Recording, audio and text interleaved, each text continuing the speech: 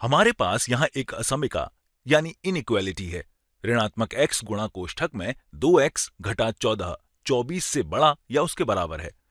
तो मैं यहाँ चाहूंगा कि आप इस वीडियो को रोककर ये सोचें कि इस असमिका के हलों का समुच्चय यानी सोल्यूशन सेट क्या होगा और फिर इन हलों के समुच्चय को संख्या रेखा यानी नंबर लाइन पर दर्शाएं।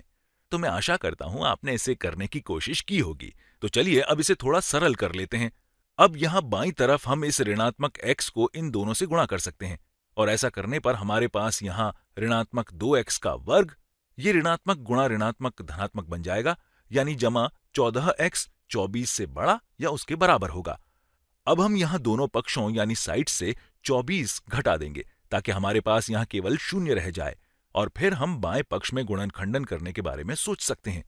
तो यहाँ हमारे पास ऋणात्मक 2x का वर्ग जमा 14x घटा 24 और हमें यहाँ दाईं तरफ से भी 24 घटाने पर 0 मिलता है, तो ये 0 से बड़ा या उसके बराबर है। अब अगर हम इस ऋणात्मक 2 को यहाँ से हटाना चाहते हैं तो हमें बाएं पक्ष को ऋणात्मक 2 से विभाजित यानी डिवाइड करना होगा। लेकिन हम केवल बाएं पक्ष को ऋणात्मक 2 से विभाजित नहीं कर सकते, हमें दाएं पक्ष को भी ऋणात्मक 2 से विभाजित करना होगा। और जब भी हम असमिका के दोनों पक्षों को किसी ऋणात्मक संख्या से गुणा या विभाजित करते हैं तो हमारी असमिका बदल जाती है। इसलिए जब हम दोनों पक्षों को ऋणात्मक 2 से विभाजित करते हैं तो हमारे पास यहाँ धनात्मक x का वर्ग और इसे ऋणात्मक 2 से विभाजित करने पर यहाँ घटा 7x जमा 12 मिलता है। और क्योंकि हमने इसे ऋणात्मक 2 से विभाजित किया है इसलिए ये असमिका बदल जाएगी। तो ये छोटा या बराबर है 0 बटा ऋणात्मक 2 मतलब 0 से। तो अब ये व्यंजक यानी एक्सप्रेशन थोड़ा सरल हो गया है। आइए देखते हैं कि क्या हम इसका गुणनखंडन कर सकते हैं। तो ऐसी दो संख्याएं जिनका गुणनफल यानी प्रोडक्ट धनात्मक 12 हो, उनके चिन्ह यानी साइन समान होंगे और उनका योग या सम ऋणात्मक 7 होना चाहिए। तो अगर उन दोनों के चिन्ह समान हैं और उनका योग ऋणात्मक 7 है तो हम कह सकते हैं कि वे दोनों संख्याएं ऋणात्मक होंगी। और आइए देखते हैं कि क्या वो संख्याएं ऋणात्मक 3 और ऋणात्मक 4 हो सकती हैं। अब इन दोनों का गुणनफल धनात्मक 12 है और इनका योग ऋणात्मक 7 है, तो हम इसे लिख सकते हैं कि कोष्ठक में x घटा 3 गुणा कोष्ठक में x घटा 4 0 से छोटा या उसके बराबर है। और अब हम यहाँ एक रोचक तरीके का प्रयोग करने जा रहे हैं।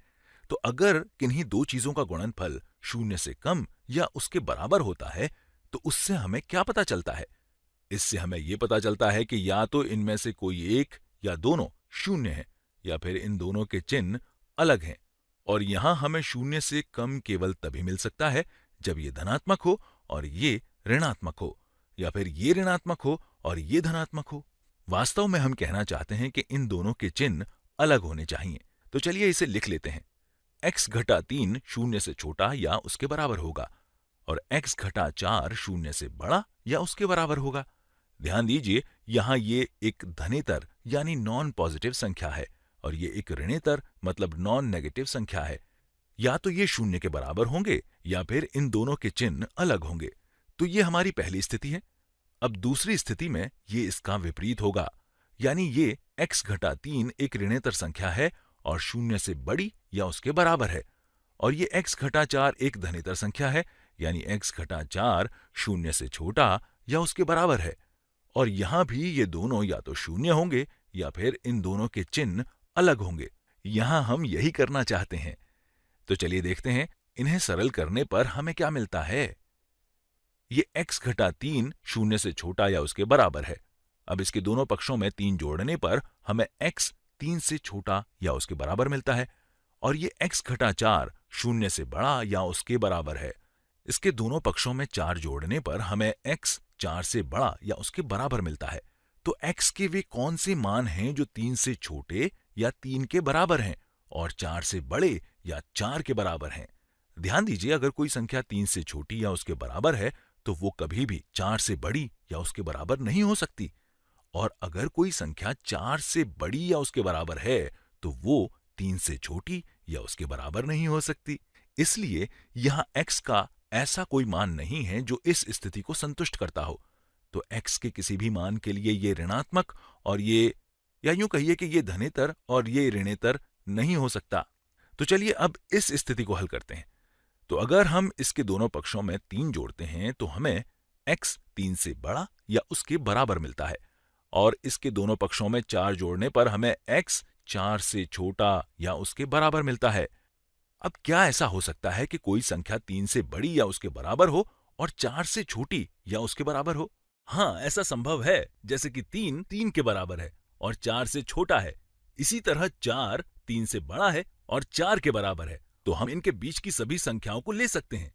इसलिए अब हम यहाँ हलों का समुच्चय आलेखित कर सकते हैं, और यही हमारा सही हल है, क्योंकि ये स्थिति किसी भी मान के लिए सत्य नहीं होगी। इसलिए केवल इन मानों के कारण हमारा ये व्यंजक सत्य होगा और ये भाग हमेशा गलत होगा। तो अगर हम यहाँ हलों का समुच्चय बनाते हैं तो ये कुछ इस तरह दिखेगा, और ये x के सभी संभावित मान होंगे।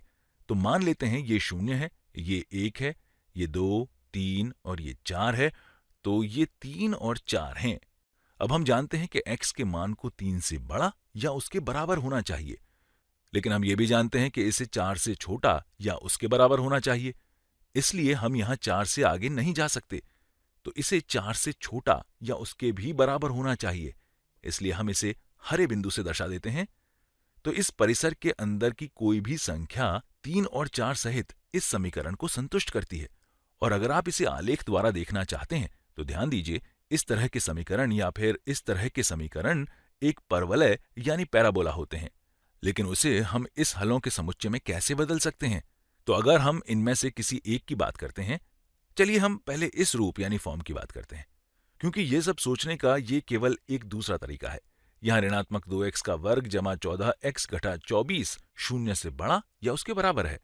तो यहाँ हम देख सकते हैं कि हमारे पास x के वर्ग का गुणांक यानी कोएफिशिएंट ऋणात्मक है, इसलिए ये परवलय नीचे की तरफ खुलेगा। और ये 0 से बड़ा या उसके बराबर कब होगा? जब हम नीचे की ओर खुलने वाले परवलय की बात करते हैं तो 2 विमाओं यानी 2 डायमेंशंस में ये कुछ इस तरह दिखता है, और यहाँ इसे हम y एक्सिस यानी अक्ष कह सकते हैं। तो ये 0 से बड़ा या उसके बराबर कब होगा? ध्यान दीजिए, ये 0 से बड़ा या उसके बराबर इस परिसर में x एक्सिस यानी अक्ष के ऊपर होगा। तो हम इसे इस तरह भी सोच सकते हैं, या फिर हम इसे इस परवलय की तरह सोचने की बजाय इस परवलय की तरह भी सोच सकते हैं, जहां x का वर्ग घटा 7x जमा 12 0 से छोटा या उसके बराबर है। यहाँ ये ऊपर की तरफ खुलने वाला परवलय होगा, क्योंकि ये एक धनात्मक गुणांक है। तो ये स्थिति यहाँ कुछ इस तरह दिखेगी। और ये 0 से छोटा या उसके बराबर कब होगा? तो एक बार फिर ये इसी परिसर में 0 से छोटा या उसके बराबर होगा।